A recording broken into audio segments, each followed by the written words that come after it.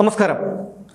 പ്രതിപക്ഷ നേതാവ് പിണറായി വിജയന്റെ മകൾ വീണ പ്രതിയായ മാസപ്പടി കേസിന്റെ അന്വേഷണവുമായി ബന്ധപ്പെട്ട് തിരുവനന്തപുരത്തെ പിണറായി വിജയന്റെ വാടക വീട്ടിൽ റെയ്ഡിനെത്തിയ എൻഫോഴ്സ്മെന്റ് ഡയറക്ടറേറ്റ് ഉദ്യോഗസ്ഥരെ CPM ഗുണ്ടകൾ ആക്രമിച്ച സംഭവം ഉണ്ടായിട്ട് 2 മാസങ്ങൾ പിന്നിടുകയാണ്.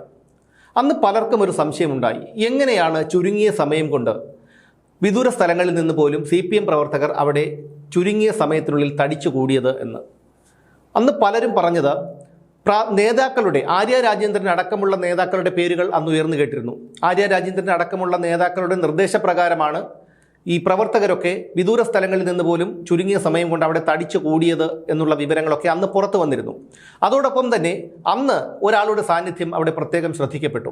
ബിനീഷ് കോടിയേരിയുടെ സാന്നിധ്യമായിരുന്നു അവിടെ എല്ലാവരും ശ്രദ്ധിച്ചത്. കാരണം ബിനീഷ് കോടിയേരി മിക്കവാറും കണ്ണൂരും ബാംഗ്ലൂരും വിദേശ രാജ്യങ്ങളിലുമൊക്കെയായി ജീവിക്കുന്നയാളാണ്.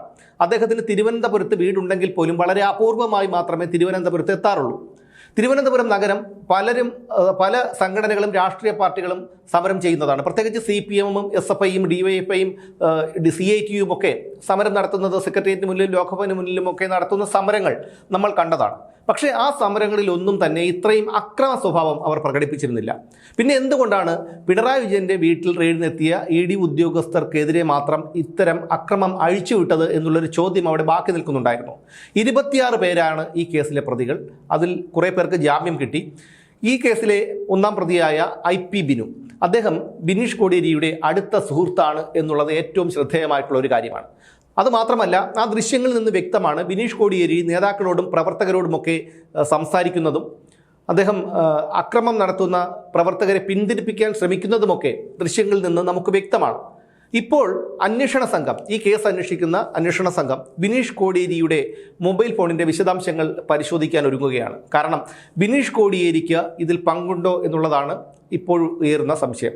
ബിനീഷ് കോടിയേരിയുടെ ആവശ്യപ്രകാരമാണ് ഈ പ്രവർത്തകരൊക്കെ അവിടെ തടിച്ചു കൂടിയത് എന്നുള്ളൊരു സംശയം ഇപ്പോൾ അന്വേഷണ ഉദ്യോഗസ്ഥർക്ക് ഉയരുന്നത് കൊണ്ടാണ് അവർ ബിനീഷ് കോടിയേരിയുടെ ഫോണിൻ്റെ വിശദാംശങ്ങൾ പരിശോധിക്കാൻ ഒരുങ്ങുന്നത്.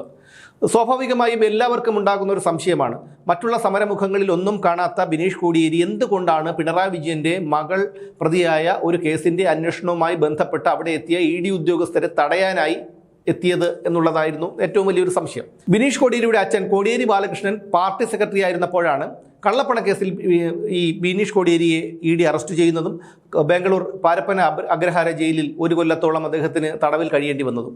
ആ ബിനീഷ് കോടിയേരിയാണ് ഇവിടെ ഈ പിണറായി വിജയന്റെ വീട്ടിൽ റെയ്ഡിനെത്തിയപ്പോൾ ED ഉദ്യോഗസ്ഥർ റെയ്ഡിനെത്തിയപ്പോൾ അവിടെ എത്തിയത് എന്നുള്ളതാണ് ശ്രദ്ധേയം. സ്വാഭാവികമായും അദ്ദേഹത്തിന് പിണറായി വിജയനോട് ഒരു പക ഉണ്ടാകേണ്ടതാണ്. അങ്ങനെ പക ഉണ്ടായില്ല എന്ന് മാത്രമല്ല, ED ഉദ്യോഗസ്ഥർക്കെതിരെ പ്രതിഷേധിക്കാനും ഈ പ്രതിഷേധിച്ച് അക്രമം കാണിക്കുന്ന പ്രവർത്തകരെ പിന്തിരിപ്പിക്കാനുമൊക്കെ അന്ന് ബിനീഷ് കോടിയേരി ശ്രമിച്ചിരുന്നു.